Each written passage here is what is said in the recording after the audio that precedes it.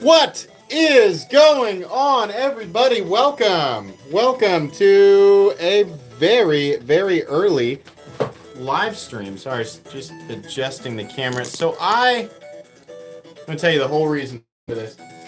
Our kids love the movie Jumanji. They absolutely love it. And we watched it for like the second or the third time, I think, here just last weekend. And I was like, oh, you guys got to see like the new ones. They're super cool. And they're like, when can we watch it? And I was like, well, we'll watch it on Friday. And they always end up watching the movie a little early because I always spend so many times. What is wrong with my voice? I always spend so much time around 6:30 to 8, which is when they want to watch the movie, doing these live streams. So my wife was like, why don't you just do an early one? I said, okay. So that's why we're early tonight. Sorry, I'm realizing we need some more knives out here. So here.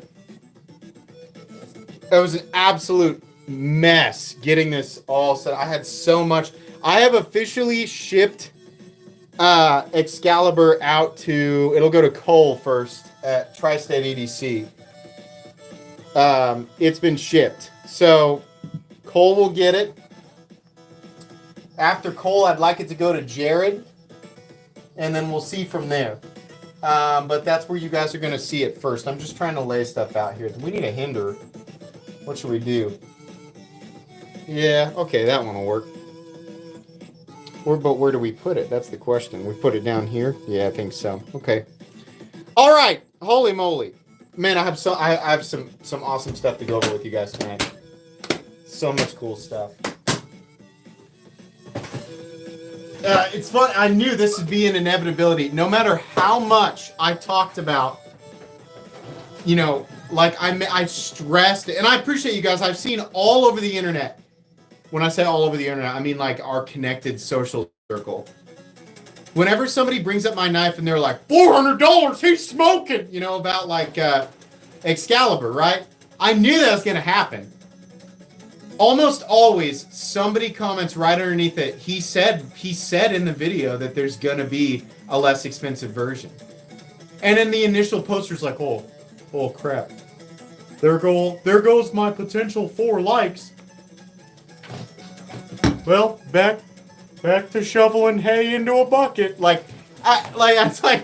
stressed it so much. Like, I'm trying to do a less expensive one. So, I'm trying to scream this tonight.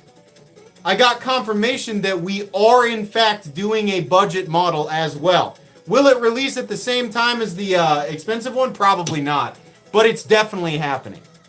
We are doing a Sandwich Construction G10 and probably 14C28N version of Excalibur. We are definitely doing that. So, if you hear people moaning and sitting on the carpet and spreading their legs out and dragging their butthole across the carpet. Oh, $400. Like, I get it. That's expensive. That's why I'm doing a less expensive one. You hear people doing that. Say, hey, listen. He's trying to make a less expensive version of it. So, please tell people, right? Please let people know. We're doing that. Yes, there will be left-handed versions. Yes, we're doing pivot colors on both sides. We're not doing the logo on the pivot. You guys let me know how you feel about that. I'm actually happy about that. I didn't want to put my logo on the pivot. Some people said they wanted it there. We're putting it in the relief cut. Very faint outline. Timascus is optional. You do not have to have Timascus. You can do a regular satin or black pivot color and pocket clip, right? What else? Bald spot under the pocket clip. Confirmed. Bald spot under the pocket clip. Confirmed.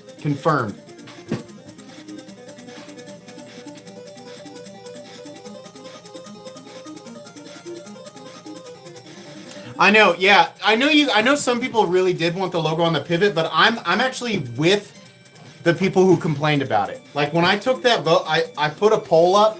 I said, what do you guys want? For the pivot.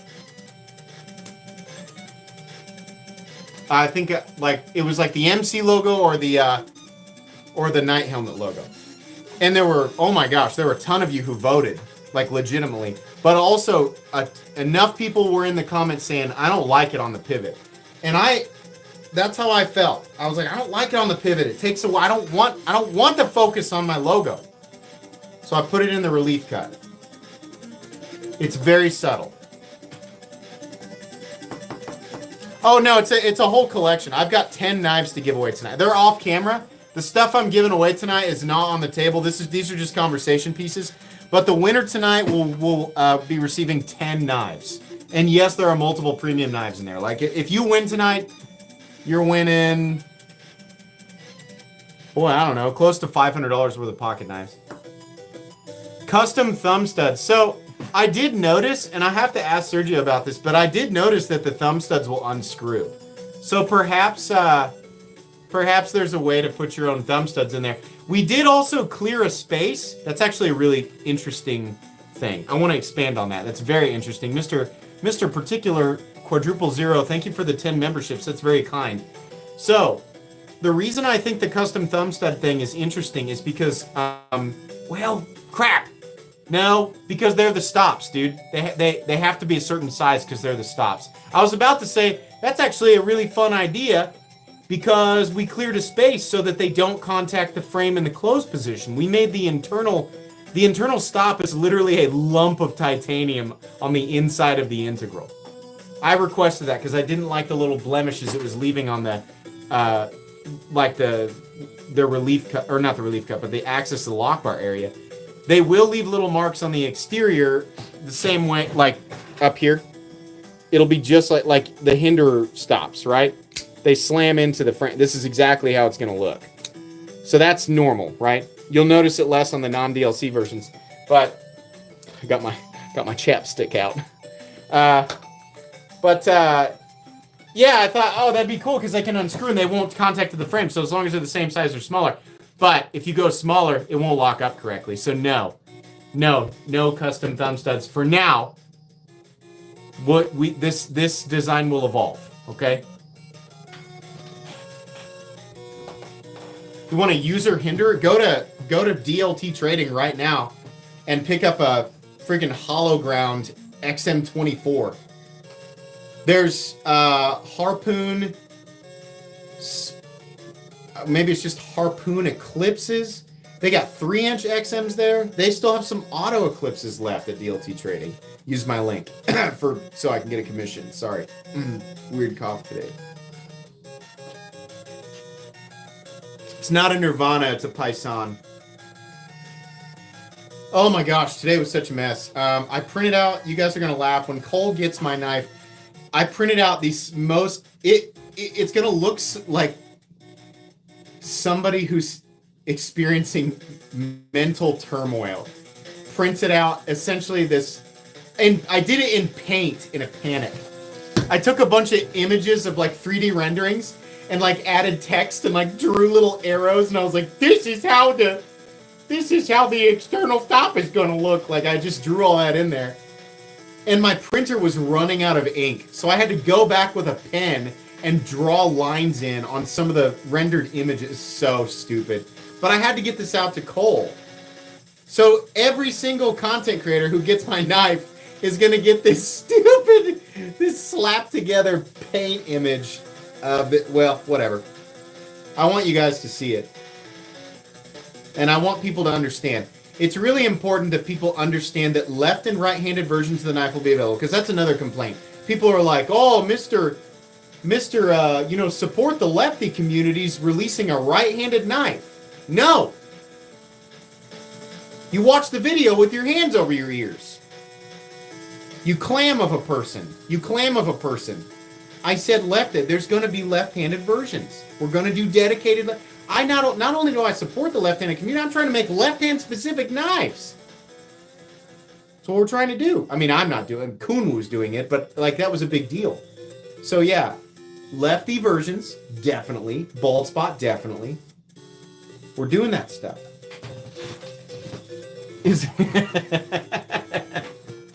So many, man. Even there's a post on Reddit. I actually really enjoyed reading. I've been waiting because I knew there'd be a post on Reddit somewhere about like Metal Complex released a knife. What do you think? And sure enough, there was. It was like the day after I released it. I didn't realize. I just saw it tonight, and I was reading through there, and I was like, wow, people are actually being pretty nice. One of the worst thing that was said was it's very unoriginal, which is perfectly fine with me. I don't mind that at all. I thought, for a Reddit post about me, I thought it was actually pretty flattering. I thought it was pretty nice. There were people in there saying, yeah, like it looks really good. And, a lot of people talking about, how a lot of designs look bland or this or that. I thought that was all perfectly fair criticism. In fact, the entire Reddit post, I didn't really have a problem with it at all. I thought it was fine. It sounded like Reddit. It was like people complaining as much as they possibly could, but like, like some people were still being fair about it. I thought it was nice.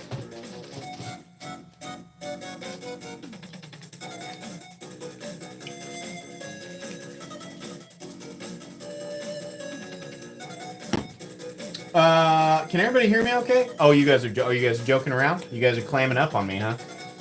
La la la la la. I can't hear you. I'm off the post on Instagram about how you're not catering to lefties. Chaos. How many people do we have in here? I got a fun announcement to make. 526. We're getting there. Let's get a few more people in here. I got a fun announcement you guys are gonna enjoy. I'm high energy right now because I was absolutely slammed at the end of the day. Trying to get uploads out, trying to get stuff boxed up, trying to get prototype shipped back, trying to get winning shipped out, and trying to just do everything that I do. I got it done. We were only 3 minutes late. And obviously my day's cut a little shorter because of this. But, KMC, any chance my channel can review it somewhere at the bottom of the list? Cole from Tri-State. Yeah, of course, Rob. Of course. I'll tell you what. I've got a few on the list. If you have not already, reach out to me. But I'll get a list of because I would love for this to go around. Even if you guys don't get to check it out before the pre-order goes live, I would love for as many people to check it out as possible. So yes, that's perfectly fine with me. I want criticism. I want fair criticism. So I don't care if your channel is big or your channel is small. I don't care about that at all. I want any and all members of the knife community who are interested to be able to put their hands on this, as many as possible, before it actually ends up in the hands of the people who buy it. Because it's important that you get as many different perspectives as possible before you actually spend money on this thing, right? I know, it's Kunmu, so you know that it's going to be well made. But you still need to hear from your favorite. You should hear from your favorite content creator before you buy it. No, we're not doing the choil deeper. I had a couple people ask me about that. I don't want to go any deeper. I like it right where it is. I have the 3D model here. This is ideal for me, and again, I have to stress this. I didn't make the ideal knife for everybody. I made the ideal knife for me. So what's ideal for me is not going to be ideal for everybody. This is based on my hand and what's comfortable in my hand. So I'm hoping that a lot of people resonate with this, but it's a design for me at the end of the day.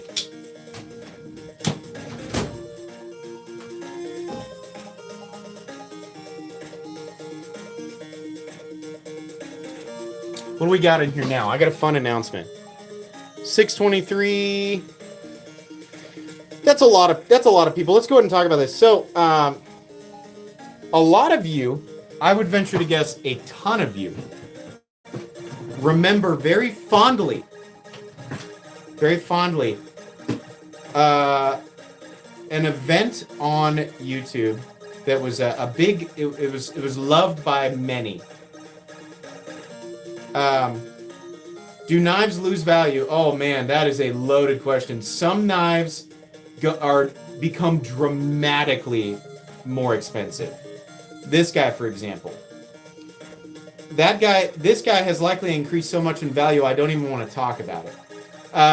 But many standard production knives that are unlimited and that are kind of whatever, If they become incredibly difficult to find and there is still massive demand, then the value is going to go up. But most knives, the vast majority of knives absolutely lose value over time. The moment you buy it, you're going to lose 20%, 30% probably. Certain knives are much more collectible than others. Spyderco Sprint Runs, so there's a little bit of market manipulation there. Artificial scarcity is a word that gets thrown around a lot. It's very circumstantial. But just expect the vast majority of your stuff to not, like, grow in value. The goal of my release, for example, is to make sure that it does not go up in value over time, because I don't want people taking it to the secondary market and making money off of it. I want the people who want it to get it, and I want to release variations of the knife as often, as is required to make sure that there's not, I can't do anything about, like, if down the road the Gen 1 becomes extremily valuable. There's nothing, I want people to get their hands on it, right? So it depends. It depends on what the market wants.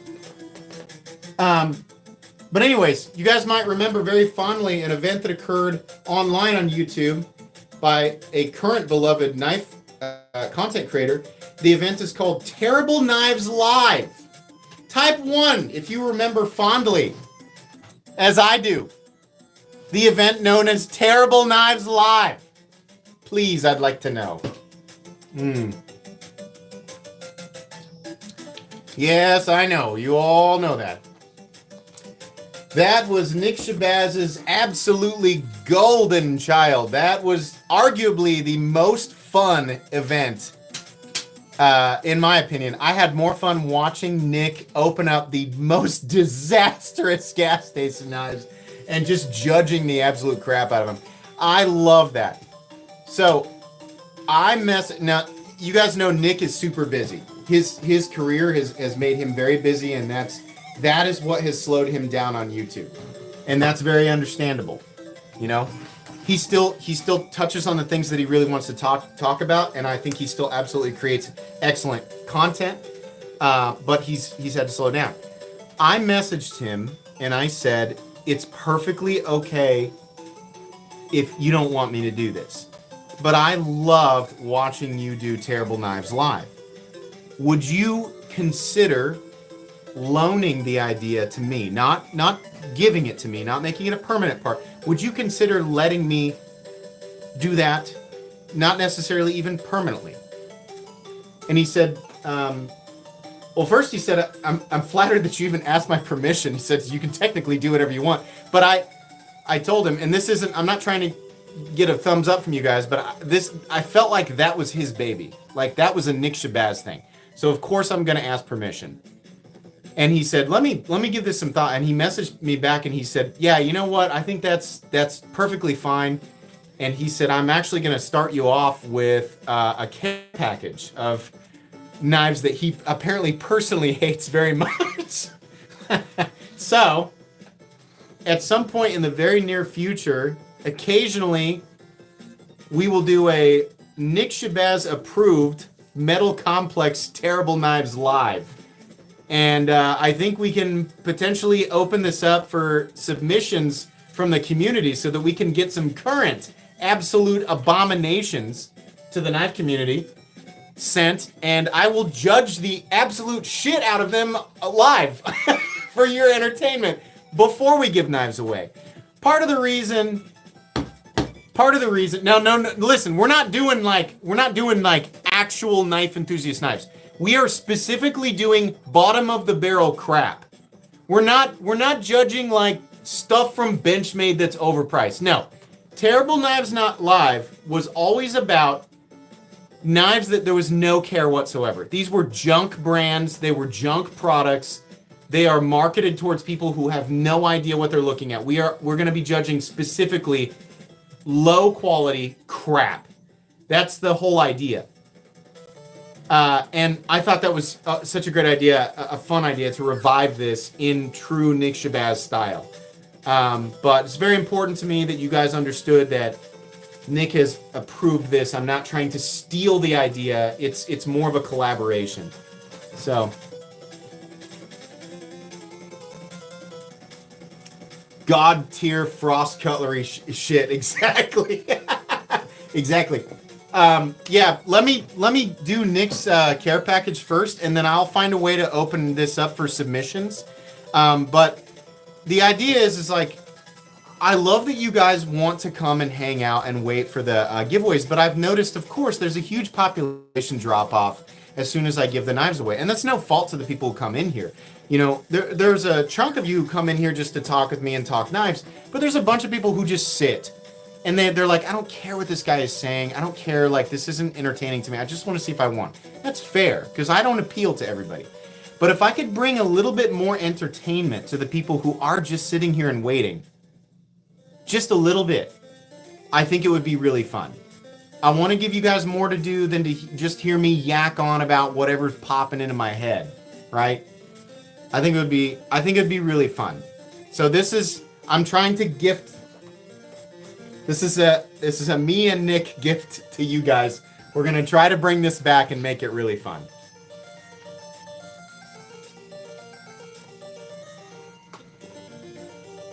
I found it infinitely entertaining to hear Nick's take on knives that make absolutely no sense.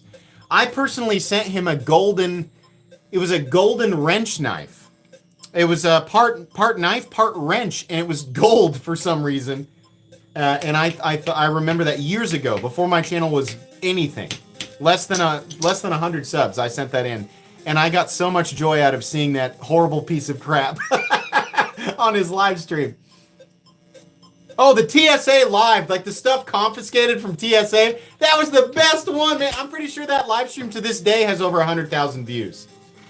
So great. That is such a wonderful idea. Not true. We hang out for you and the giveaway. I appreciate that. I want to make my live streams as fun as possible because this is definitely a community thing, you know. I love this idea. Good. I hope you guys enjoy this. I will specifically not be targeting any, brands that are actually putting quality and effort into their knives. I want to target trash brands. I want to target the stuff where even the people making it don't care about it. I am not out to wreck somebody's, where they're actually trying. That's not what we want to do.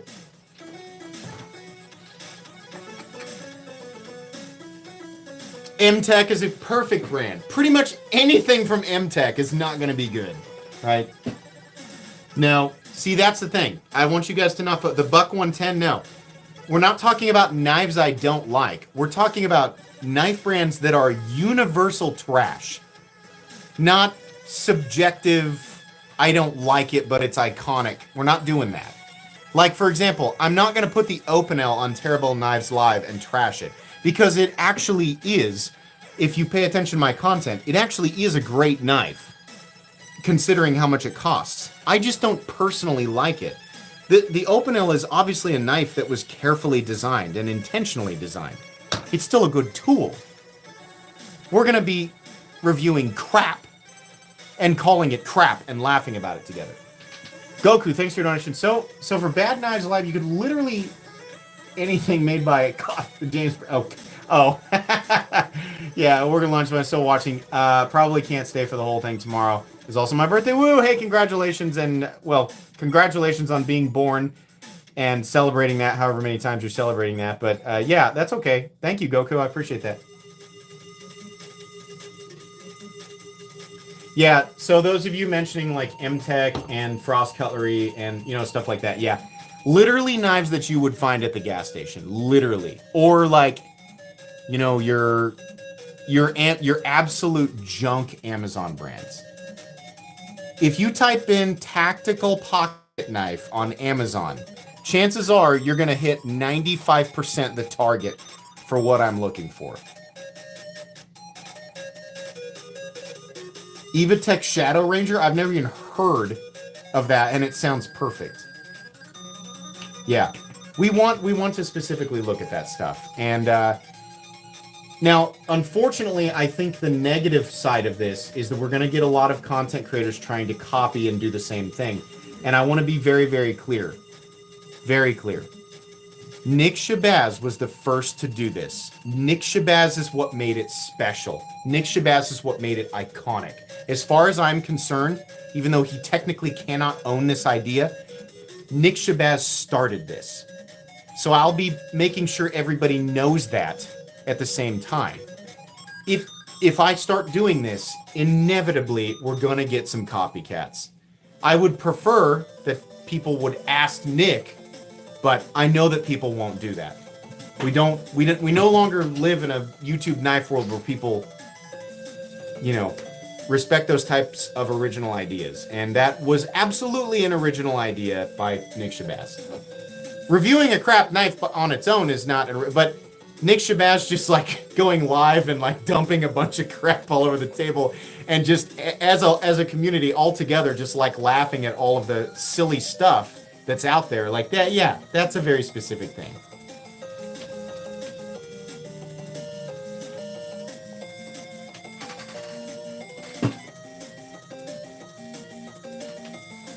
Yeah, some of the stuff that Smith & Wesson has come out with, woo. Now, I fully expect to get a little backlash from people who are unaware, but we're going to try really hard. The more shadow brand, the better. It's where the joke designed by USA came from, right? When you hear that, designed by USA.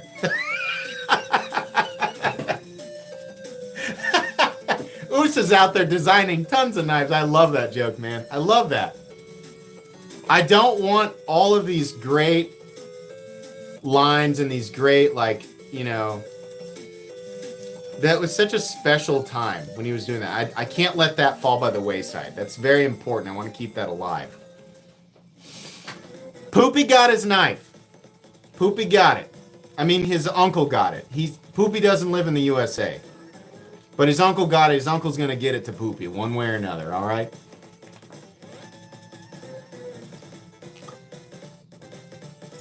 The Z Hunter is the perfect example, It's great.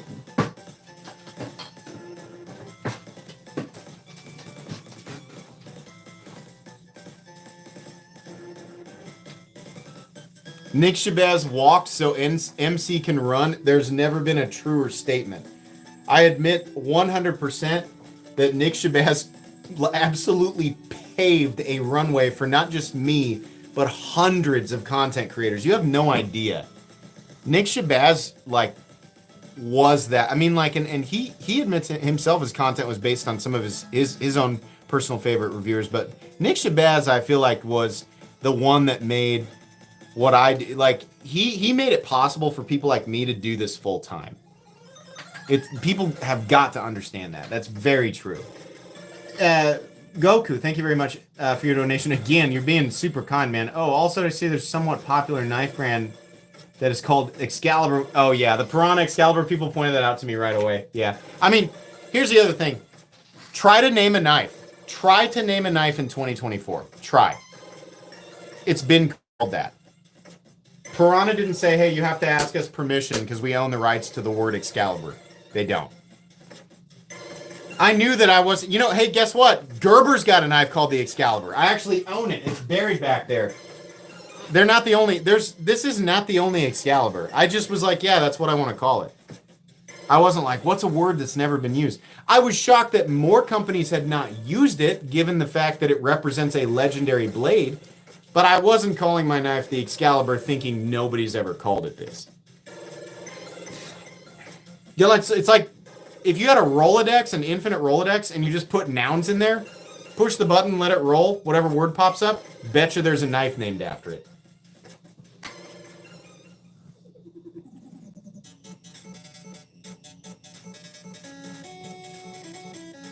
Nick Shabazz is a legend. Yeah. 100%.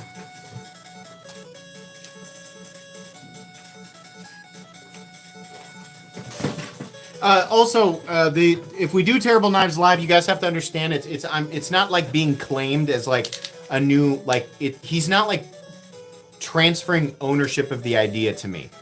As far as we're concerned, it's temporarily going to be a thing on my channel for a bit, and then if he gets to a point where he's got more time and he wants to take it back and do it himself, then it goes back to him exclusively. I'm done and it goes back to him because people, I'm sure some people would love to see me do it, but most people would prefer to see the original, you know? I'm just borrowing his act. That's all I'm doing. It's a recreation. Think of me as a you know, a B tier cover band.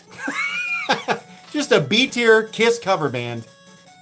You know, it's pretty okay. You know, it's not the real thing, but it's all right.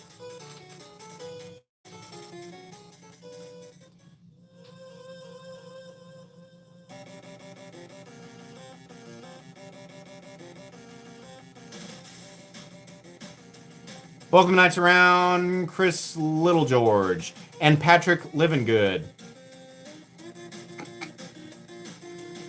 I know, yeah. Even if I put Nick Shabazz approved Terrible Knives live and show that the pile of knives was like sponsored, you know, or like not sponsored, but like he actually provided them as like a thumbs up, there will still be people all over social media going, Mental Complex stole the idea from Nick Shabazz. I made a 1/4 pound of baked beans in my pants and I'm spreading it all over the internet. Like, it's just, you know, people they just do that. What are you going to do?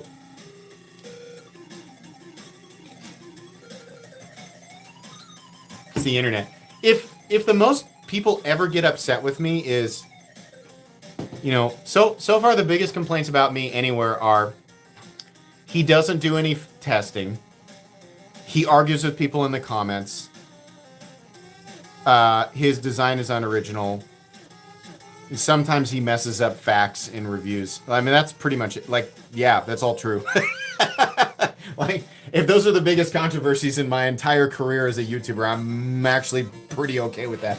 But I don't want anybody thinking I don't have enough integrity to ask people permission when it comes to certain things. Or, like, specifically when it comes to my design, it was really important to me to make sure everybody knew what inspired me. And I was also really happy to see in that, back to the knife design in that Reddit post, I was really happy to see that people pointed out, like, it looks like the this or that. And people said, if you watch towards the end of the video, he actually pulls the knives out that inspired him.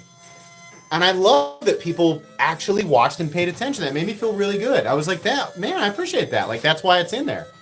I mean, it also because it's really important. If you're inspired by something, you should give credit to the people who inspired you.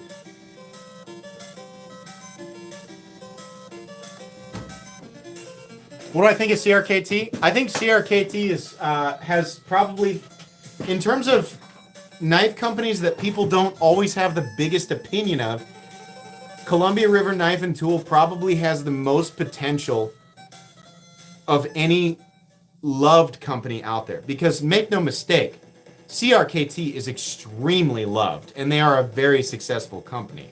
Definitely. Unless something has changed, and I don't know. CRKT is still a big name. Now, they don't always make the highest quality products, right? But sometimes they do collabs that really work. Sometimes they have... Didn't CRKT and Hogue collab to make that knife? I thought that was pretty cool. I don't love everything that CRKT does, but they do make some good stuff. And their prices are reasonable. It's just like any other company, it's hard to compete with some of these, like, major like Chinese companies, you know. And yeah, I know like sometimes CRKT, I'm pretty sure, does stuff in China too, but yeah, the CRKT M16 is just awesome. That's an iconic knife. It doesn't always have the best fit and finish. It doesn't always have the best action, but once you see an M16, you know the M16. You're not going to forget that knife. And as far as I know, they actually are pretty good beaters, you know. It's my opinion of CJRB. I think CJRB is a pretty stand-up company. Artisan Cutlery, CJRB. I think they, you know, when it comes to like their finish work, like on their blades, they could stand to increase. Hold on a sec. Oh, it's the background noise. I thought I was hearing like a tornado alarm. It's literally the background chimes in the NES music. I was like, I don't think we're due for a tornado tonight. But yeah, I think, like speaking of integrity, I think Artisan Cutlery and CJRB have an enormous amount of integrity. When Laren Thomas called them out on the mistakes they made labeling AR RPM 9, they immediately made a statement and said, this is our fault. We are very much wrong about this, and we will correct it and be super transparent moving forward. Thank you very much to Laren. I mean, like, it was great. they also produce some absolutely excellent products, and I think they do a spectacular job pricing their budget stuff. I also think they do an excellent job pricing their premium stuff and heat treating S90V. I wish they could get their sand polish down, though. Integrity. I have 2 customs coming in this month. One from Burn Knives, the most beautiful swing guard switchblade you've ever seen. It's full custom, absolutely handmade. My dream swing guard stiletto, old school, Gangs of New York style. And then I also have probably the craziest custom knife many of you have ever seen from Dalibor Bergen. He's making me an absolute God mode masterpiece. I can't wait to share it with you guys. Sorry, a knife that we really should have out here tonight. Sorry. One of my favorite knives of 2024. Where are you, bad boy? God. Oh, guys. Speaking of Dalibor. Wee Knives and Dalibor. Look at this beauty. Oh my goodness. I am so excited about this. I don't love the pocket clip. In fact, I really don't love it, but everything else about the knife is so wonderful. And the base price of these is $350 for an integral. Yeah. The Ator. Dalibor Bergman Wee Knives. Oh man, we are blessed for that type of collab. Absolutely will, unless, I mean, some incredible things happen between now and the end of 2024, that will be making the final 10 list of the best of 2024. Absolutely. That's an absolutely beautiful knife.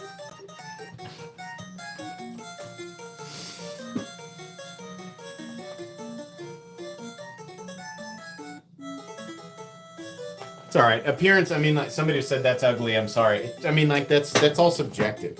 Every knife is ugly in somebody's eyes. Okay, last one before I go. I get it, Goku. You're leaving. Wink, wink. Okay, last one before I go. Is Maxey sending you the Perseus? If not, I'd be willing to send mine in within a week. They just sent me a message of stuff that they're sending, and I bet you anything the Perseus was one of those things. But thank you, I appreciate that. Whip out the Geddon? Yeah, okay. The Fat Boy? I named this knife. Here's a great example of complexity in naming knives. I've told this story before, but I named this for Miguron because they said they were interested in building an overbuilt knife, and we started out with the Arma, which we started out like they asked me what I thought. I said, what should we name it? I said, call it the Armageddon, because they were aiming to build an overbuilt knife that was like less expensive than anything else on the market. And they said, I don't know if we like that keyword because Armageddon has to do with the end of the world. And I was like, I think you're okay calling it that, you know? And they said, well, we have this second knife that's going to be even more overbuilt. And I said, well, okay, well then call the first one the Arma and call the second one the Geddon. And they were like, okay. So that's why those two knives are named that way. I just gave them, but like and that's the only way to be, unique with stuff like that is to just make up words, right? We literally just took Armageddon and split it in half.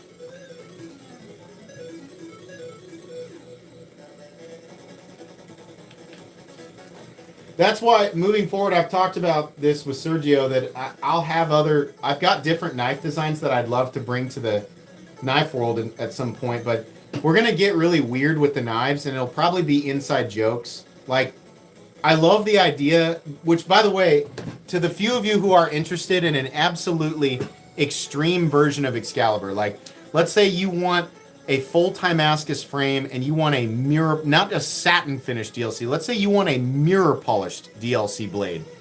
We're going to do that for a few people. We're going to make a few of those. But I like the idea of calling it the Spaghetti Wizard Edition, or I like the idea of calling it the Gas Station Knife Edition and just being, just being ironic about it. You kind of just have to do that. Speaking of Kunwu, did you guys know that Kunwu's making a watch? Would you perhaps be interested in taking a look at the mirror polished DLC coated Kunwu Nanhai? Oh, that's right. Oh, that's right. This is a watch for knife guys, legitimately, with a Timascus bezel. Oh, Salita SW200 movement, something like that. Yeah, this is pretty cool. Apparently, this is going to come in multiple configurations. You can get a plain one, non-DLC. You can also get them with plain bezels.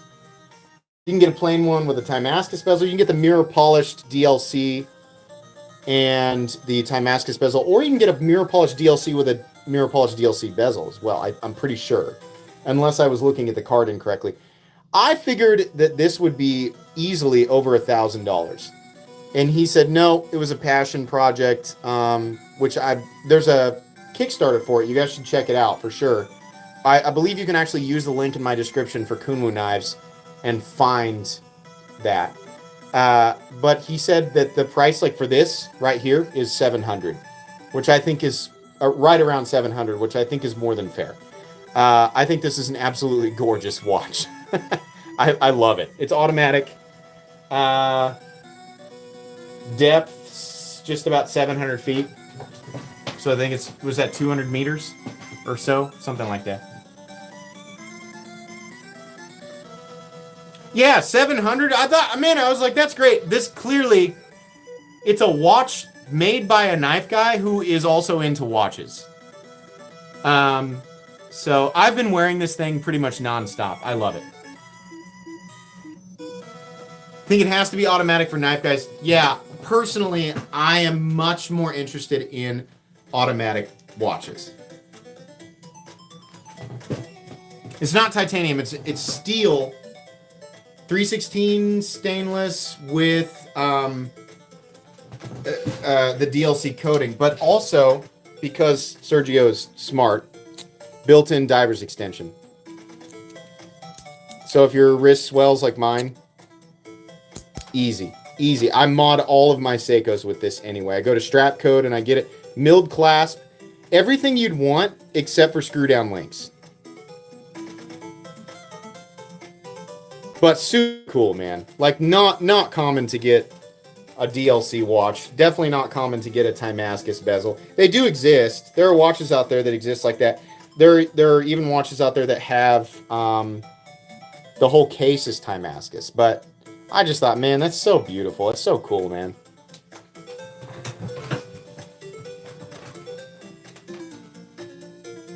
It's such a killer look too. Sapphire crystal, yes.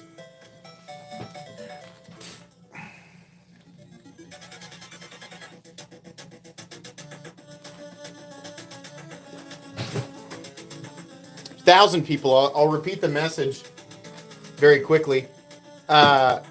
Nick Shabazz has given me permission to temporarily host Terrible Knives Live. So if you remember the days where Nick would hop on live and dump a pile of absolute real gas station garbage, bottom of the barrel tactical trash on the table, and just go over it live with the community and laugh at it. If you remember those days, he's going to temporarily let me host that periodically during live streams, which is very cool. In fact, the first group of knives I get will come directly from Nick Shabazz, and we're going to do that so that you guys have a little bit more to be entertained by than just me yakking on about whatever during live streams. This is, for now, a temporary thing, and it'll go back to Nick whenever he's ready to do it again.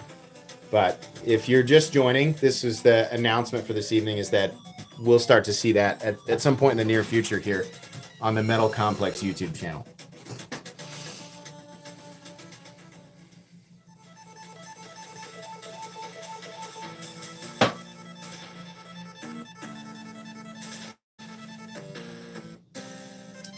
Make Knights of the Round Edition knife collection. That's interesting. I guess, yeah, I guess we could make like a special collection.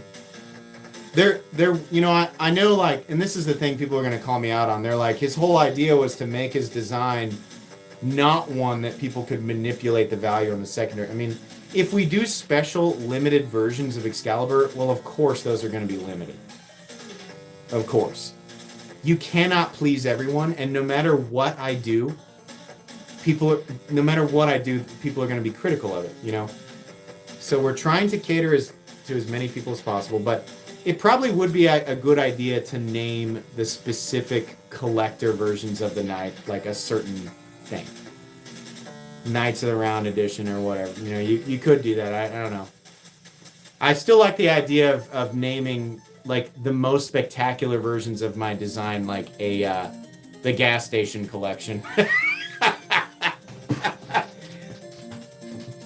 So many people are like, damn it!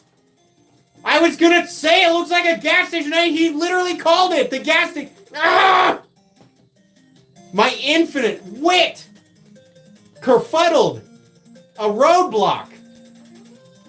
I like the idea of that. I think that's fun.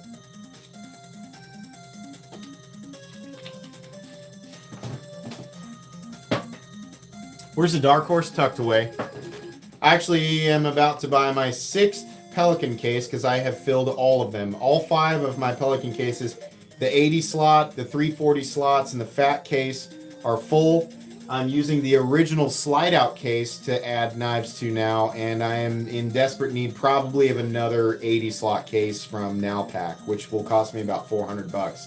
But yeah, I'm still a knife collector / hoarder at heart, so as many things as I give away, as you know, for example, tonight I'm going to give away 10 knives, but there's too much that I want to keep.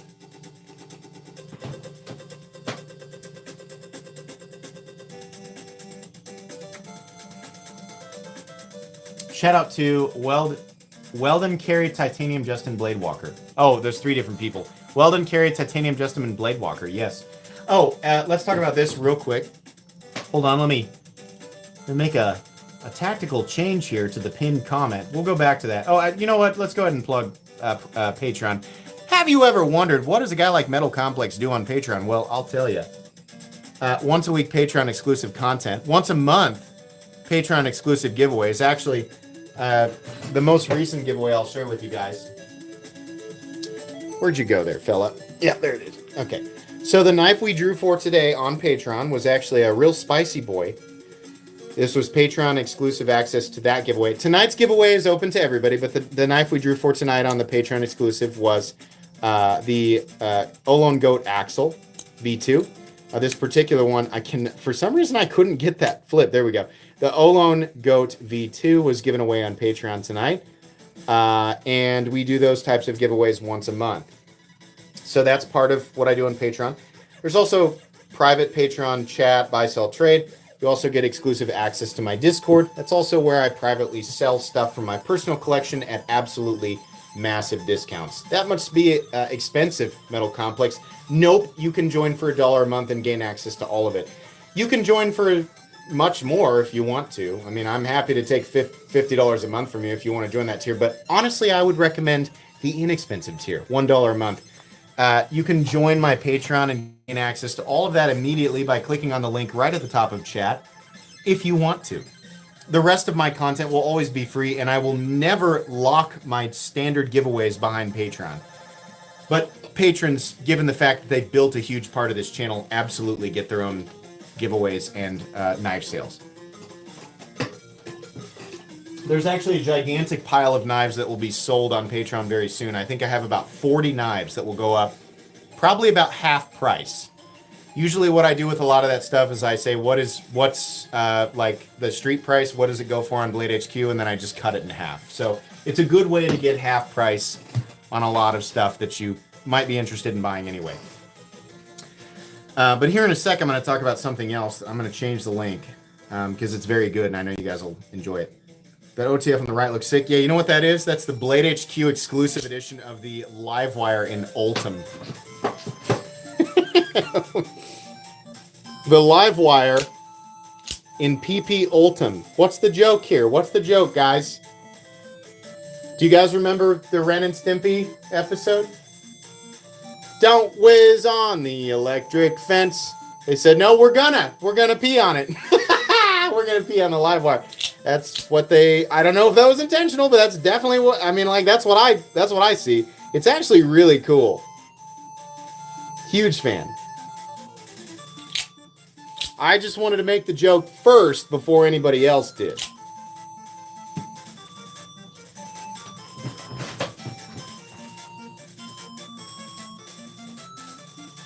Can't unsee it now, yeah. No, it's cool though. Like, that's actually one of the coolest uses of Ultim I've seen. That will undoubtedly be popular.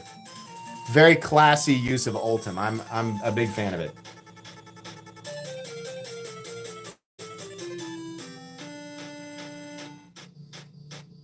Ren and Stimpy would absolutely not be allowed on TV nowadays. Also, I'm pretty sure the original creator's a creep. Do I have that wrong? Pretty sure that's the case.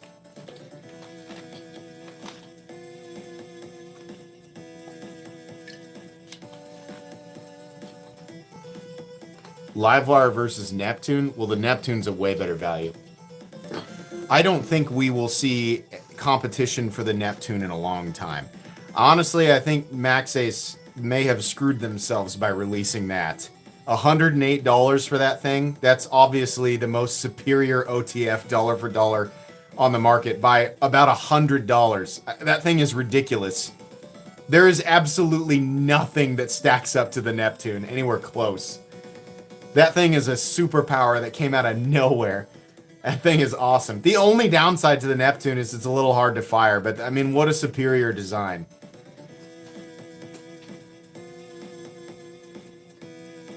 Yeah, I feel like Neptune's gonna, or that Maxace is gonna make more, but I bet you there's some hurdles in creating that. I'm not totally convinced that they are actually allowed to do that. So we'll see.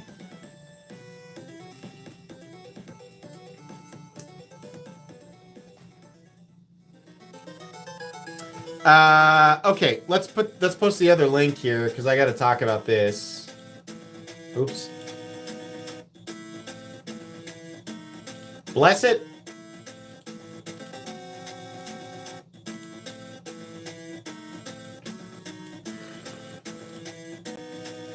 The hot item right now, for sure.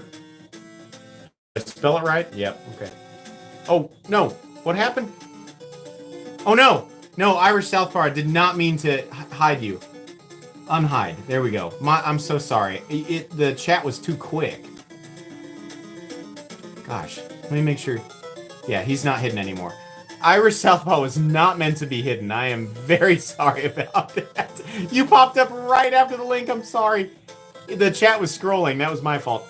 Anyways, the Kunwu Compadre is definitely the hot item right now. I wanted to bring out my full-size Padre versus the Compadre, which also has the pivot collar on the other side. The nice thing about the Compadre is, you know, for people who thought, yeah, the Padre is cool, but it's a little big, right? The Compadre, which is absolutely available at Kunwu Knives right now, is also in Van-X. You also have a DLC option if you want to pick this knife up in DLC. But it is beautifully ergonomic and much more compact the way that the Para 3 is. It's very close to the same size as the Para 3 and has very similar ergonomics. But for a lot of people, this is going to be the ultimate EDC knife, just given its size, the profile, the blade geometry, and the fact that they're still using LMAX. But yeah, this is great. And I think they also have lefty versions of this as well. But it's beautifully easy. For the size of the knife, it's beautifully easy to manipulate. Obviously, a good choice for a lot of people. Van-X is very expensive, so if you look at the price and think, wowzers, Van-X is super expensive. But Kunwu does a great job with it. 60 to 62, which is right there where it should be. Very, very cool knife. So, link to the top of chat right now if you want to check out the Compadre. Specifically for people who like the smaller stuff or who love the profile of the Padre, just want something a little smaller. That might be the way to go. Bet you anything they do a crossbar lock of it too.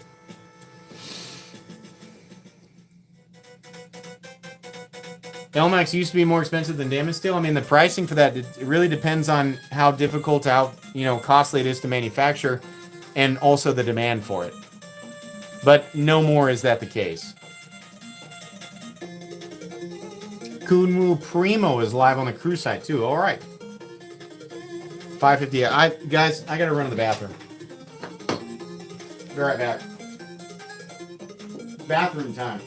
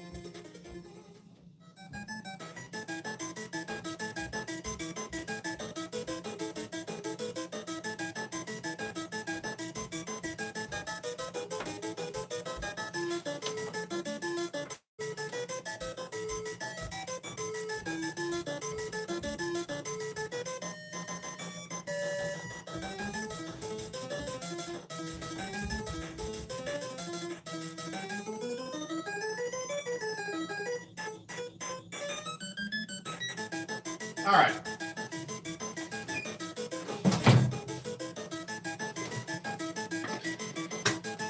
Probably going to be a little disappointing for some of you. What are you guys doing? Oh, you're doing that? Okay. I don't have another roll. I don't have... I was thinking... I wonder if NAFs would be interested in doing, like donating some burritos for giveaways. That would be kind of cool. I should reach out to Ben and see if he'd be interested. But anyways, I don't have another roll. So the knives I'm giving away are all loose. These are knives that have just ended up, they're still in essentially perfect shape. They've just ended up here or there. So I'll package them all very carefully, but they not, unlike last week's giveaway, I don't have like a fun like burrito roll to put them in. So we'll see. I was thinking about reaching out to Savivi, but I think it might be really cool to because the Naps burrito, which is right here, is actually super useful. I don't have a link for this. It's just really good. This is where I keep all the size comparison stuff that I use in every single review. This thing is actually awesome. So, might be a good idea to tuck stuff in there. Wrap it up in a tortilla and ship it. I feel like there's some like a health violation with that. I don't want people getting a moldy tortilla with all their knives.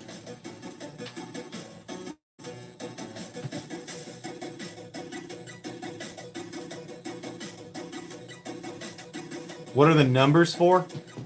When I go to the bathroom? Chat, I want you guys to give your best explanation of what the numbers are for when I go to the bathroom. I'd like to hear what people say about that.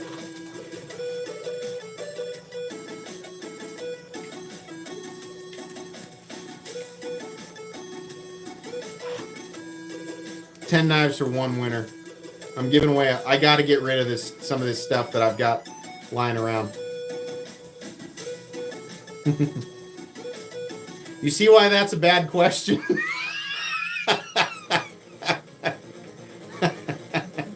Don't ask that question. You're not going to get a clear answer.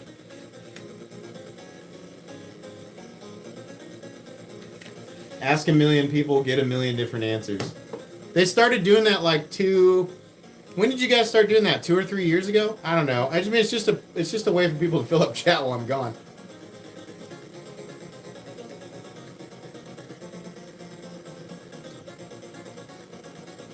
How many ounces? Yeah, it's whatever you want it to be, man. 5 years. Yeah.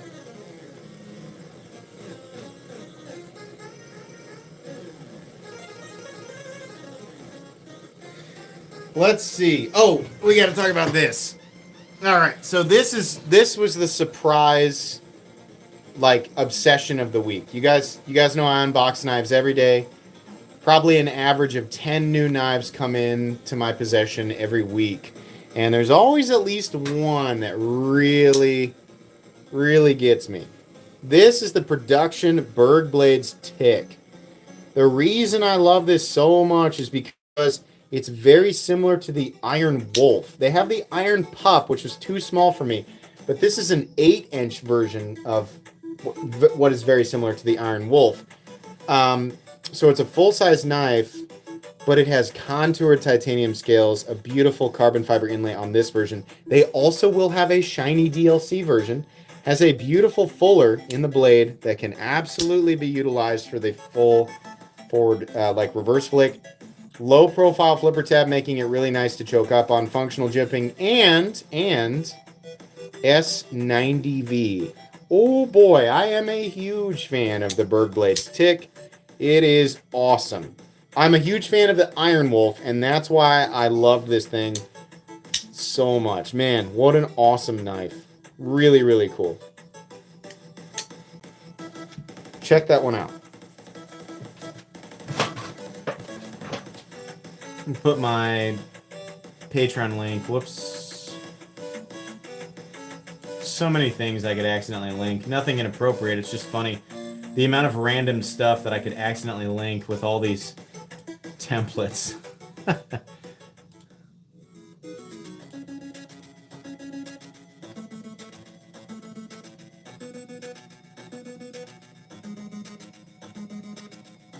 The Benchmade Stimulus?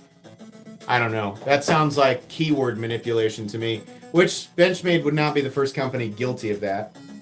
I mean, so I figured out, I kept wondering, I was like, why does my short that's showcasing the cicada have 15 million views on YouTube? Do you want to know why? Because of the cicada apocalypse. So many people Googling the word cicada. They land on a video from a random knife content creator that's showcasing a knife that looks like a cicada. That's keyword manipulation, and everybody does that. SEO. I think stimulus is probably an obvious one.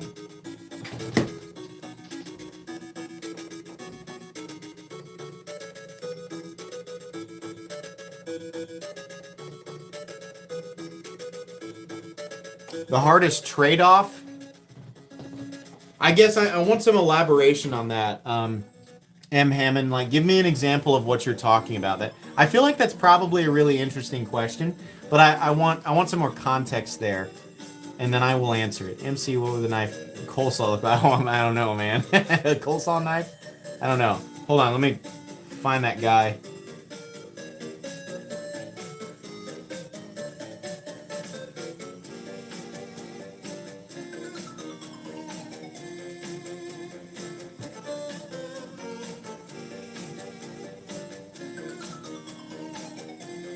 I'm waiting for elaboration on that question.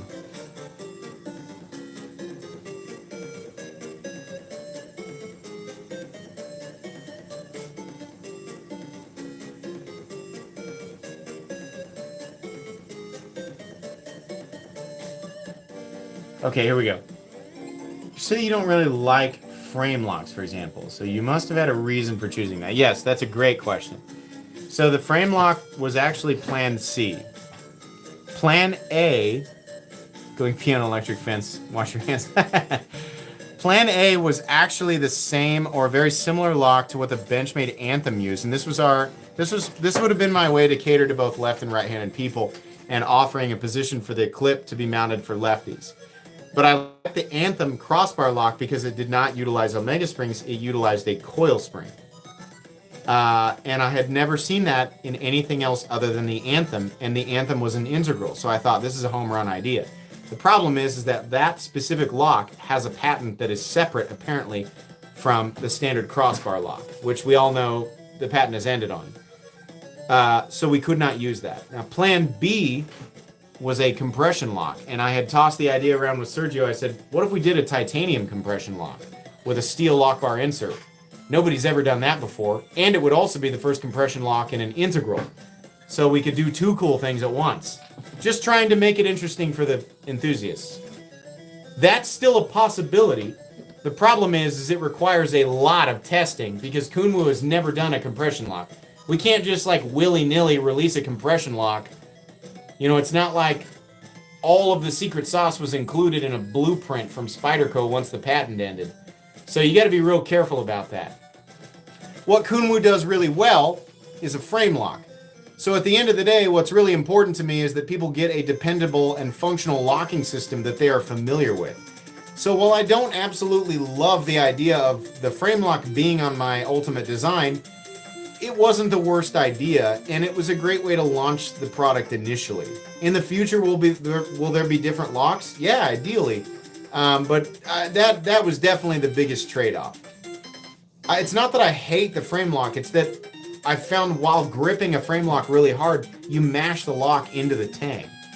I don't like the idea of reducing the lock life, even though you can pop the chip out, theoretically, and pop a new one in if the lock becomes whatever.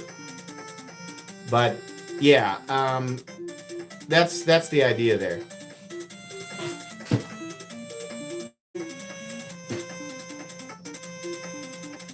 What's up, MC? I recently sold my entire custom knife collection besides one knife you may be interested in, a full custom Carbo Quartz hand rub DLC Arius with the lockside inlay. That actually is, I don't think I've ever seen anything like that. If you have me on Instagram, send me a picture of that. I know a lot of the Instagram DMs go unanswered, and that probably really bothers people, and I don't do it on purpose. I get a lot of DMs, so I try to look through them, but I'll look for yours, though. Why not a button lock, then? I do not want to put a plunge lock in my knife. If I was going to do a button lock, it would be a button-operated liner lock, and Kunwu doesn't do that, or they haven't done that, so that would require the whole process being lengthened. You guys want this knife. I'm trying to release a base version of it quickly, so that would elongate the process. Furthermore, I have an obvious choke-up spot on my knife, and when you do a button lock, you have to be really careful about placement. If you're choking up on the knife and you don't have the button in the right place, you could accidentally put enough pressure on the button to disengage the lock during use, which we definitely don't want. A frame lock, at the very least, as long as you're gripping it, will actually hold it in place. The only time a frame lock is going to disengage is when you're abusing it, or when you're causing torque or twisting, or if you jam the knife into something and you go back and forth. It's real dense, right? You get it wedged in a piece of wood or something, you go back and forth. Enough spine pressure and improper geometry will cause the lock to disengage, especially if it's bad geometry. A button lock or a plunge lock is not something that I trust.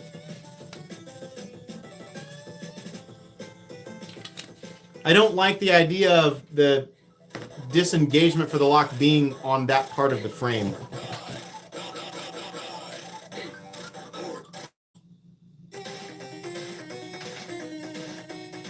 I do like if you're going to do a button-operated lock, it should be a button-operated liner, frame, or compression lock, which is why Tri-State's design is so good. The button-operated frame lock is a very cool idea, and you'll see in my review that it works out perfectly because of its placement.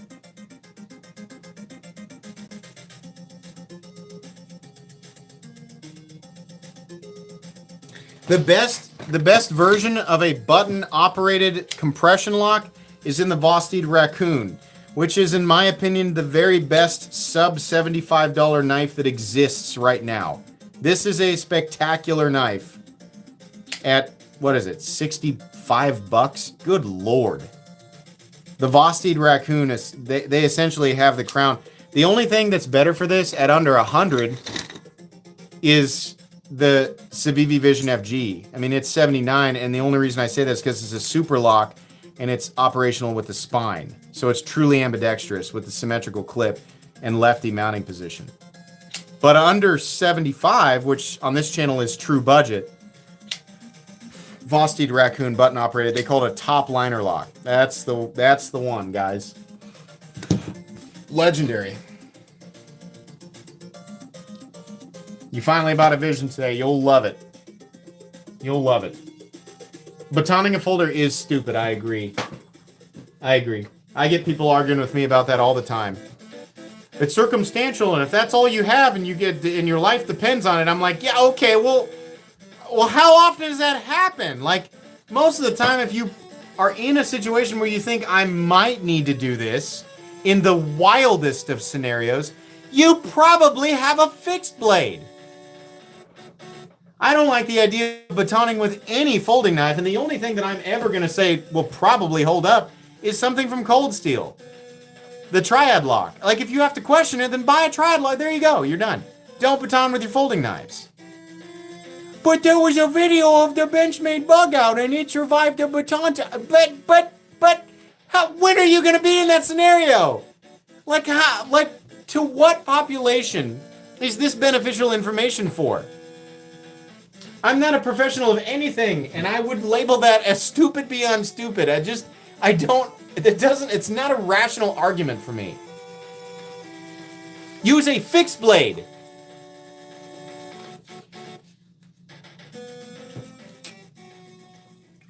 I couldn't baton my folder and I died as a result. Right, that's the foundation of the argument.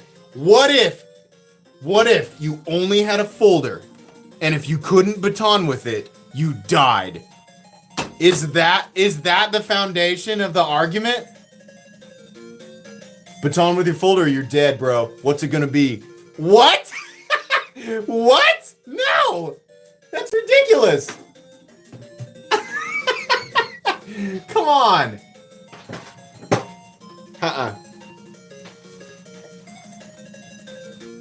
Alright. What time is it? Oh, guys, we gotta do the giveaway. Come on now. Hold on. I gotta put the special babies away here real quick.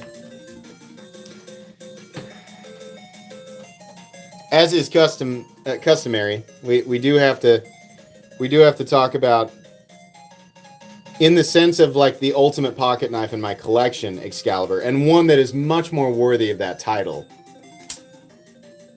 Far and away the rarest knife that I own and the most expensive knife that I own is the full custom USA made Sharp by Design Arch Nemesis with the weave milled blade, zirconium frame, including zirconium frame lock. That's contoured and textured zirconium with zircotai inlays.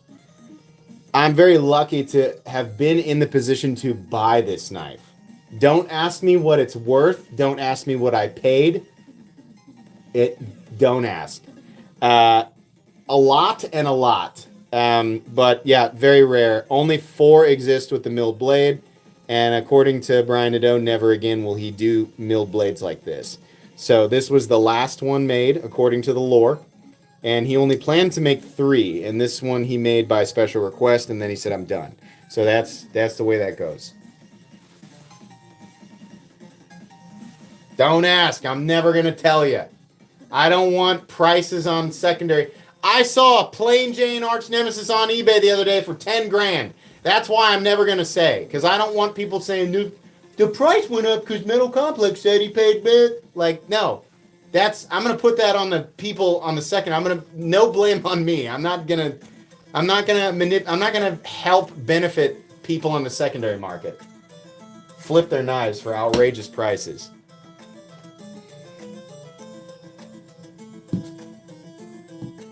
I'm a collector. That was a private purchase. I bought it because I wanted it. I stand to benefit nothing from that purchase. I don't make affiliate money off of Brian Nadeau. I just very much respect his worth, and I think respect his work, and I think his work is worth it.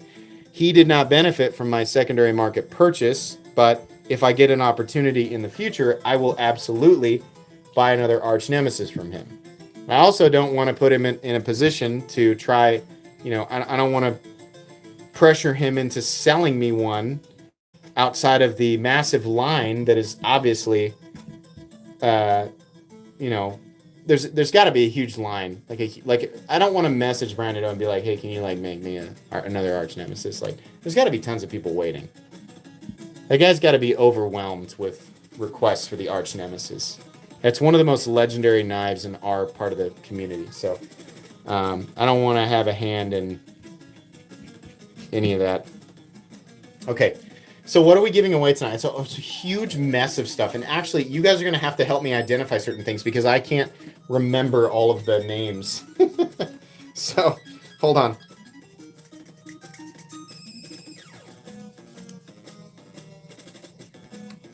Okay, so I'm going to start laying these out. I'm going to do the less expensive stuff first.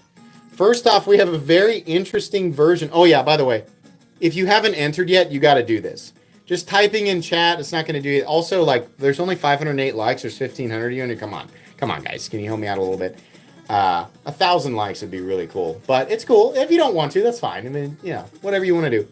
But you got to do this stuff. First off, we have an interesting version of the CJRB Hectare in blue and bluer. But it is just a painted AR RPM 9 blade. Just cool. I thought it would be a fun one. So that one will be in there. We also have, this is one I might need help identifying unless they've put the name on it. Oh, it's the Infinity. Yeah, Nitro V Kaiser Infinity will also be given away. These are all going to one person tonight. We have a really cool version of one of my favorite budget Migurons. That's the Miguron Moyarl in blue and gray PVD. How nice is that? Gray PVD, titanium pocket clip, very fun. We have a beg slip joint, which I don't know the name of, but this is actually a Beg Knives designed little budget slip joint. And admittedly, I don't know the blade steel on it. It wouldn't surprise me if it's something like Nitro V or 154 CM. Perhaps not even that. But I'm sure that somebody will know. And I know you guys are like, why don't you know all this? It's because it's the amount of knife information that's bouncing around in my head causes like hiccups in my memory. So anyways, that one will be included. We have another, whoops-a-daisy. We have another Beg knife that I can't, does it say it right here? This is, I can't read it. Oh, it says Olsen, but it's a button lock, like a budget Beg design knife that has the G10, like a couple, it's very designy, right? Very Beg designy. Button lock, nice little design on the button itself. 14C28N for the Beg, fantastic. This one probably also something in that neighborhood, perhaps VG10, but very cool. That'd be a Chinese OEM as well. And what else do we have? We have 1, 2, 3, 4, 5. Oh, time to get into some of the weirder stuff. So this one I legitimately have absolutely no idea where it came from. I don't remember receiving this. My best guess is that it came from the, it's D2 and a carbon fiber G10 combination scale. Crossbar lock, solid, I've tested it, but I have no idea what the heat treat is on it, but it is definitely D2 SRM, and they have some other information printed there. Stay ready for more. Okay, interesting. But, yeah, I don't know what this is, and I'm guessing it came from the Going Gear EDC Club. So there you go. Little front flipper, crossbar lock. That's it for the inexpensive stuff. Getting into some of the more expensive stuff, kind of. This is a CJRB Pyrite in carbon fiber, not incredibly expensive. AR RPM 9, but it'll be a little more expensive considering the carbon fiber. So another interesting little CJRB Pyrite. Moving on to something a little more expensive and definitely more premium. We have, oh, I remembered this, but I already forgot it. Dirk Pinkerton and S35VN Titanium and Micarta. I just had the box for this one, but I know that one's, I think, just south of $200. So that's that one. A little bit of an Emerson aesthetic there, definitely. Flipper and thumb disc. So that'll be one of your premium knives. We also have an absolutely wild one from, pretty sure this is Ramet. Most likely M390. This is, you guys have to remember, I'm grabbing stuff from a huge box of stuff that I have marked giveaway. That box has 80 to 100 knives in it. So I'm giving away everything that I possibly can. But we have that plasma ano on the scale there, some gold anode titanium scales, crossbar lock. Absolutely premium, but very much the gas station knife aesthetic. Very cool though, right? I mean, it's a fun one. And honestly, super ergonomic too. Yeah, wild one. So that one will be premium as well. And then finally, we have the Max Ace capsule with the Joker aesthetic. They did the Pokeball. These have been referred to as the Joker aesthetic and the Pokeball aesthetic. But they sent me another one in the Joker aesthetic, green and purple. This is a chunky boy, little chunky front flipper in M390, titanium liners. I believe it's a titanium coat. Could be scale. You could say Hulk, too. Hulk aesthetic, right? Chunky little boy. But, yeah. So this is what you're winning tonight. A weird, all over the place knife collection from Metal Complex's magic box of free stuff, which I have barely broken the surface of. So expect to see giveaways like this for a bit. I have got to get that stuff. I have to. There's stuff like falling off of my trash can here. I have got to give this stuff away. So somebody's going to win this entire collection tonight. I will very carefully package up each knife and put it in a priority box for the winner. But you're just getting the loose knives. That's all I have. So everything should be in great shape, but that's it. Wow, we have 1,660 people in here right now. It is a lot more than I thought were going to be here tonight. So 1, 2, 3, 4, 5, 6, 7, 8, 9, 10. Yeah, I got them all. So one sec. I'm hearing. I literally. You guys almost witnessed the death of Metal Complex. At least the sound of it. I tripped over the box containing all of my overbuilt knives, and I would have fallen directly into my sword collection. I just realized, had that been a more aggressive trip, I would have legitimately just fallen into 7 swords. So it didn't happen tonight. We're good. I do have to find out what that noise was real quick, which is fine. You guys need to use this time to enter. If you haven't entered, everything that's on screen right now, that's in the middle of the screen is going to be given away. Anything on the outside is not being given away. If you win tonight, you're winning all of it. Hold on, let me inspect. I'll be right back.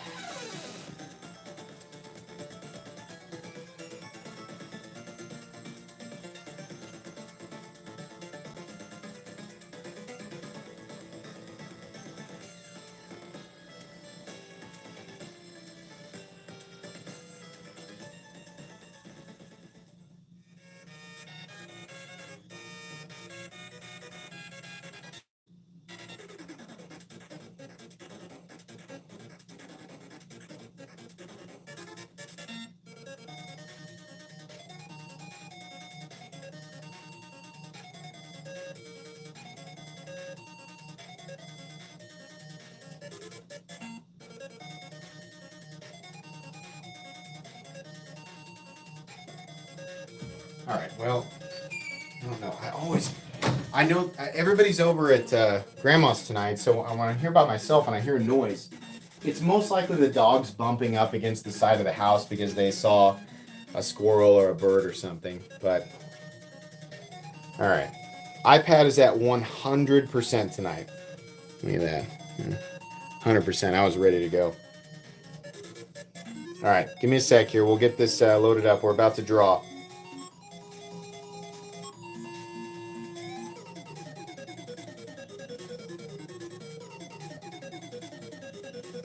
$1,800 comments on that video. Wow.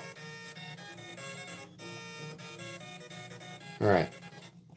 Here's the website, Common Picker. It was reloading already. Here's the website, Common Picker. We're gonna reload it so everybody knows it's a fresh page. We're gonna go down and we're gonna paste the entry link. There it is right there. Filter duplicate users is on. Let's get the comments and see how many people entered for sure.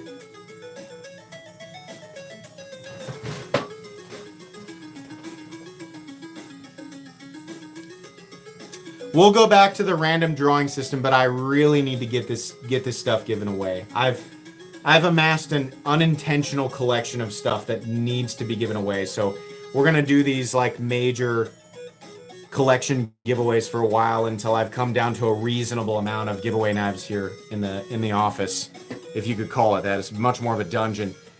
Amount of comments is 1,830. What do we have live here? About 1,700 people. You guys are amazing. 1,700 people live. Thank you very much. I appreciate that. All of your donations go towards me buying new knives to show on the channel. So if you've wondered, what does he do with donations? That's 100% what I do. That's where my channel budget comes from. It comes from Patreon and donations from live streams. So you don't have to do that. You can enjoy my content for free. You're not required to donate at all. Everybody who entered tonight, you don't have to be a patron, a channel member. If you're watching, you don't even have to be subscribed. You're entered, so you're good to go. But if you wondered, that's where my knife budget comes from. So here we go. The winner... Oops. Set that down nicely there. The winner of tonight's small knife collection is... Lincoln Towns 1480 says, yeehaw! Okay, we got a winner here. Lincoln Towns 1480 with... I have no idea. It looks like glow-in-the-dark coral. I have no idea. Glow-in-the-dark chicken nuggets. That's what we're looking for. Chat, slow down. Let's find him. Let's find him, because if he's not here, we got to redraw.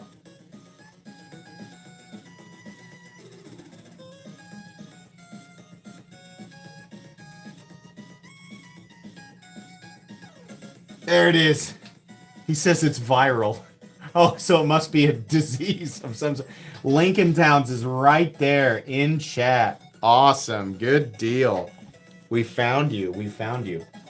Congratulations on the absolute mismatched, like, craziness that you won here. But some fun stuff for sure. Please email me at metalcomplex87@gmail.com with your first and last name, your shipping information, and the exact knives. Well, you don't have to tell me the exact knives you won, because you're the only winner tonight. So just your shipping information and your first and last name. Just identify yourself as the winner of the 10 knives. Please do not email me if you're not that person. Don't do that. I caught multiple people trying to scam the 600K giveaway. Don't do that. It's just a waste of time. But the winner, you're absolutely welcome to email me. These are all yours. So I will package them up very carefully. Oh my gosh, I forgot. You actually won 11 knives. I forgot. You actually won this cool, like, mini katana fixed blade thing from Kershaw. I forgot about this. The 4008. Absolutely tactical. I don't even know. I don't even know what this is. I forgot. Yeah, you won 11 knives. So there's the last one. I must have thought I didn't have 10. So there's the last one there. So you're good. But yeah, you're good to go. I mean, I've got all these fixed blades. Eventually, I'll do a fixed blade giveaway. But those fixed blades are huge, and it's like, how do I put them all in one box? Because I want to ship it priority. Congrats. I think there's probably $500. Surely. 2, 4. Oh, there's more than that. No, there's like. What's the value what's the value of the giveaway? Is it 700? I don't know. Maybe it's 700. Or yeah, there you go. Those are all yours. When's the sword giveaway? Have you ever tried to ship a sword? It's crazy. I have one of my favorites down here. I have one of my custom swords down here. I have another one by my bed. One of my favorites is the two-hander. I have a custom two-hander from Sabersmith USA. It's really big, but yeah, leather wrapped. It's got a nice pommel. I'm not super gentle with it, so it's got marks and things here or there, but it's definitely a cool knife or a cool sword. I'm not really much of a sword guy, so if you're gonna critique my sword knowledge, you're wasting your time. I buy swords that I think look cool. Yeah, it is. It's double hollow ground. It's actually, that's why, part of the reason I bought it. Sword people will say it's got a terrible grind, and they're probably right. But I bought it because it has more of a knife grind on it. It's double hollow with an extra cutting bevel. So it's ground like a knife, which I thought was interesting.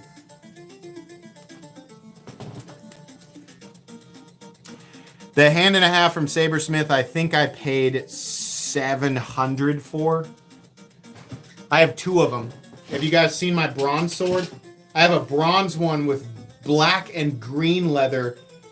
It's a bronze blade, bronze crossguard, and bronze pommel. So cool. And it's got a gold wire wrapped within the black, and it is absolutely regal. It's awesome.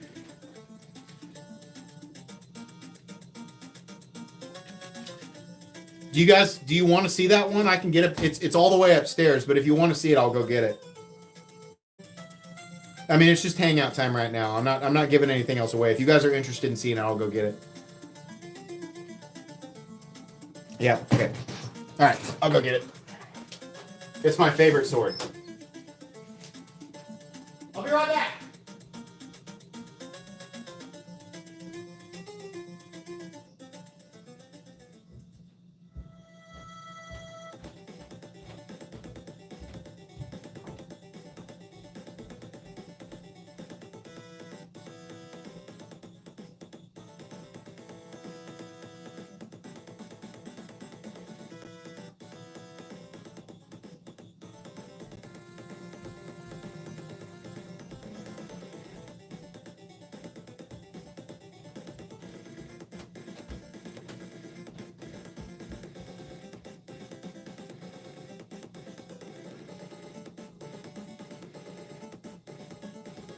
Okay, so this is also from Sabersmith, and they call it a hand and a half, and it is, but it's essentially like a one-hander.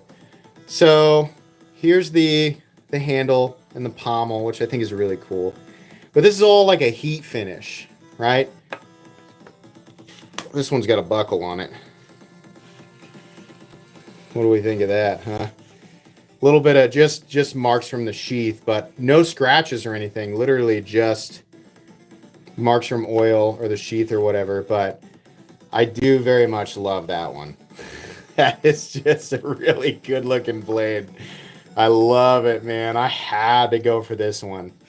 Beautiful. Again, double hollow ground and with a nice fuller there. But these are made in the United States. Sabersmith. Check them out. They got some awesome stuff.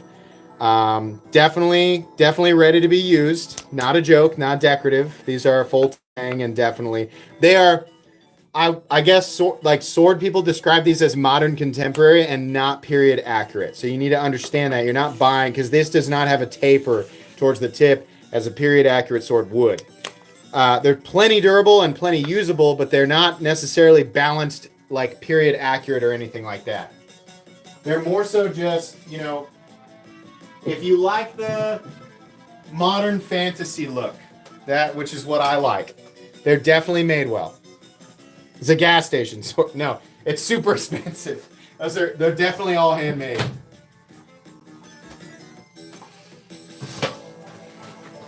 Until next time, Rugged EDC, we'll see ya. I'll hang out with you guys until I hear the garage door. We can talk about whatever you guys want to talk about. In fact, $750, yeah, I'll give away some memberships. How about that?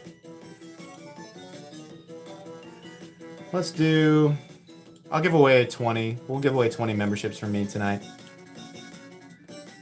Give me a sec here. Just have to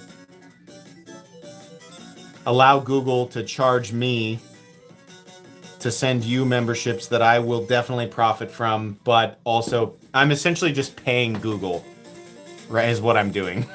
You guys are getting memberships, and I'm giving Google 30% of my $40. I don't know the math on that.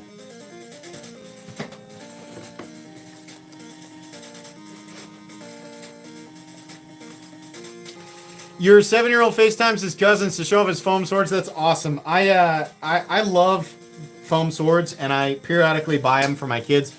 Most recently, I think the most recent foam swords that I bought for my kids were the Buster Sword. I bought the shorter version of the Buster Sword from Final Fantasy VII. My kids love that.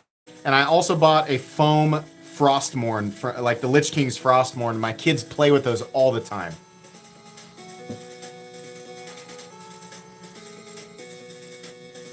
Who won? This guy right here. He was here in the chat. He knows he won. He might still be in here, but he won. So he might still be here. Maybe he's doing cartwheels around his living room. I don't know. I love the emails I get from the winners. That's one of my favorite things to read is because people love to tell me like what was happening in their house before their name was drawn. And I get such chaotic stories. And it's so funny. Like one guy said he was at like a family gathering and he screamed and like nobody understood. They all thought somebody died. Like the guy was screaming. He was watching the live stream on his phone. I love that, man. I think that's great. Doc Jekyll, thanks for the 5 memberships there. Very cool. Congrats to the people who won the free memberships tonight. If you're curious, if you're like, what does that mean? I want a membership. So if you win a membership, you'll get a little helmet icon beside your name. And that helmet icon will stay there for at least a month. If you decide to renew your membership, it'll cost you $1.99 a month. But you don't have to do that. It obviously won't automatically charge you. So there's no trick here. You just have it for a month. And if you don't renew it, then it goes away. But for the time being, while you are a member, and you'll know that because if you type in chat, a little blue helmet icon will appear beside your name. You'll have access to the exclusive Excalibur emojis, which my fellow knights will show off in chat. You're also currently a part of an army consisting of about 1,000 people called the Knights of the Round. Some of these folks have been members for very, very long. The members that have been around for more than a month will have various colors of knight helmet because they rank up over time. The ultimate badge being, I believe, the 4-year badge. There are a few 4 years in here, including Glock just got his 4-year badge tonight. The golden glowing Eterna helm, which obviously signifies 4 years of membership. But you can become a member if you want by opening up the description and clicking on the link that says "Become a member of my channel." It's $1.99. It supports the channel. I will use your money to buy knives, or you can not do that at all and just watch my content. It's up to you. Aaron Murphy says, how do I join? Simply open the description, which I would love to do, but the layout here is stupid, so we'll just go in it. If you open the description, you'll see a bunch of links, like... Oh yeah, it's the third link down. So first you'll see enter here, live participation required. Then you'll see my Patreon, and then immediately below my Patreon it says become a member of my channel. And it should go to the join page for membership. You can click on the blue join button or the outline blue join button if you want to. That's how people become members. I feel like YouTube has made that harder to access here lately. So I guess, can I link it? Here, I'll do that. I'll just link it.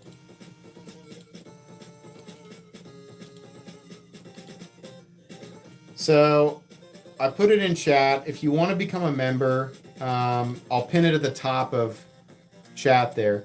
So it says become a member of my channel. If you click on that, it goes to my channel page, and it says join this channel, and you can click the blue join button. It shows you all the badges that you can get over the course of 4 years and all the different emojis, which most of them are swords that you'll recognize, or sometimes axes or glaives, and then some other random stuff that I've put in there. But there you go.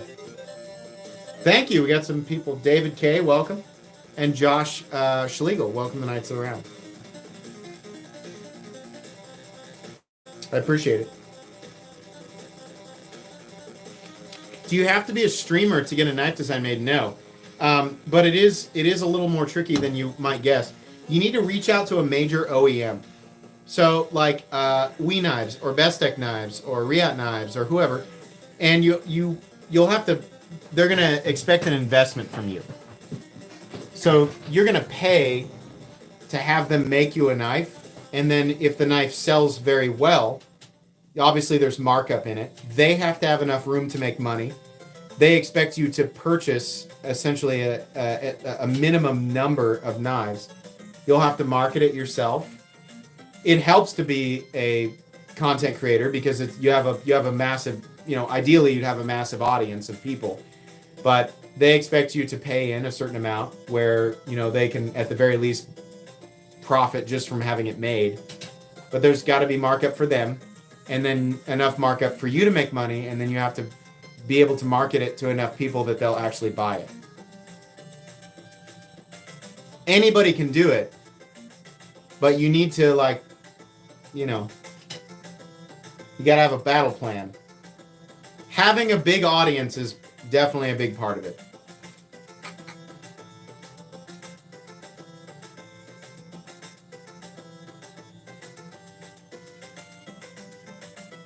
Reverse Tux Excalibur. I'll talk with Sergio about that. I'm sure it's possible. We are already planning to do opposites for pivot colors. So those of you who, like, for example, if you want a DLC Excalibur, you do not want a Timascus pivot collar and pocket clip, but you want the opposite color for the pivot collar. So you want a satin pivot collar on a DLC Excalibur. We will definitely do that for you. You'll have that as an option. But a reverse tux is a great idea, and I think they'll obviously do that because Kunwu already does like a blasted tie with a DLC blade. So I'm sure that we can totally do that. And then you can get the pivot color you want. Yes, in the future we will offer a smaller and ideally a larger version of Excalibur. We'll do an Excalibur XL and an Excalibur Light or whatever, a mini or whatever. Excalibur Light will probably be the budget version.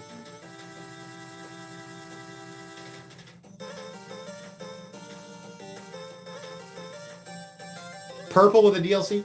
I mean, if we do titanium pivot colors, they can probably be anodized, but I very much doubt you'll have color options on the initial release. I have to talk with Sergio. He's never done that before. You know, if it's a part of their regular thing, I'm also like trying to work with Kunwu and make it like stuff that they already do, because I don't want them to do anything outside of their comfort zone. That way we can ensure that you guys are getting quality. If I'm like, yeah, do this wild and crazy thing you've never done before, well, then all that does is create this potential for inconsistency. And I don't want people to be unhappy with the things that they buy. I want you guys to be happy. One thing that I'm really concerned about is, you know, if anybody does have an issue, I feel like people are going to try and reach out to me directly, and I can't handle any of that. So if there are any issues, which you shouldn't see any issues outside of what you normally see with Kunwu, which is very minimal. I feel like people don't generally have issues with Kunwu knives. But that all has to be taken care of with Kunwu. But I'll report anything that I hear. So I guess that's a benefit to reaching out to me or commenting on my channel. You know, if people get them and there's some issue with them, then I'll see it immediately. Rich Campbell gifted 10 memberships there. Rich Campbell has actually donated, I believe, more than one knife to the channel. So thank you very much, Rich. Super cool guy.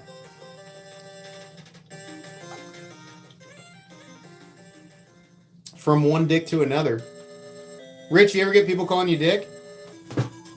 If you guys didn't know, my real name is Richard. So in middle school, all my friends figured out they could call me Dick. That's a critical moment as a Richard, as a young Richard. You have to make a decision there.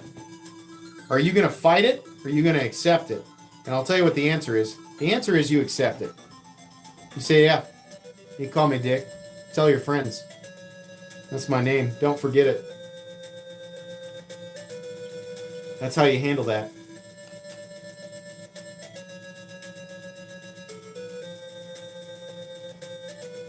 And then you lift weights and become large, so that they put those two words together. You make them you give them the puzzle pieces.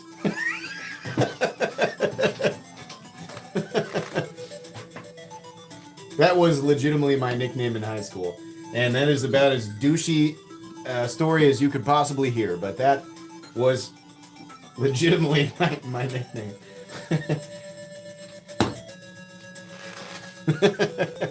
That's the best way to get out of it, I'm telling you.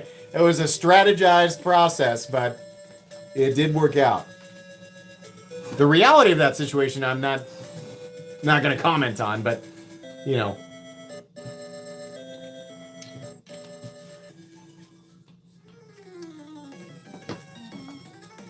I wasn't that big. My senior year in high school, I probably weighed 200 pounds. I was a very lean 200 pounds.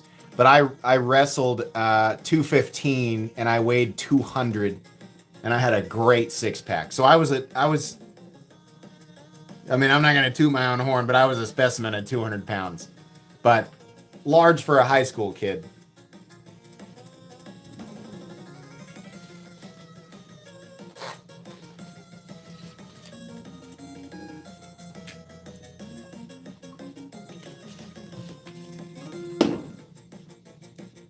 Tooth that horn.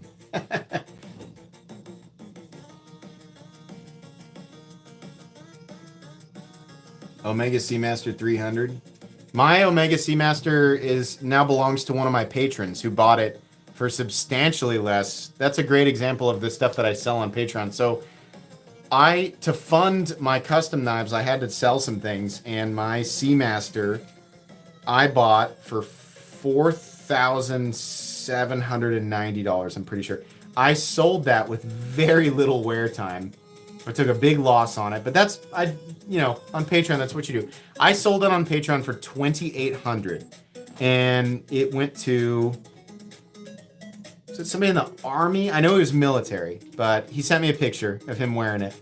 But he got that for $2,800. Very little wear. It had a small scuff on the clasp, and maybe another light scuff or two on the band, and that was it. But he got it for $2,800.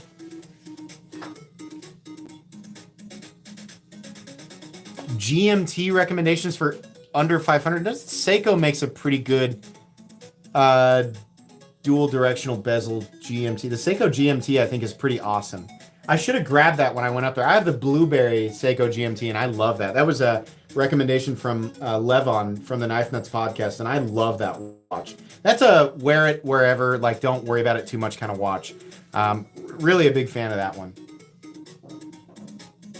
I think you can buy that for like $280 to $320, something in there. It's pretty good.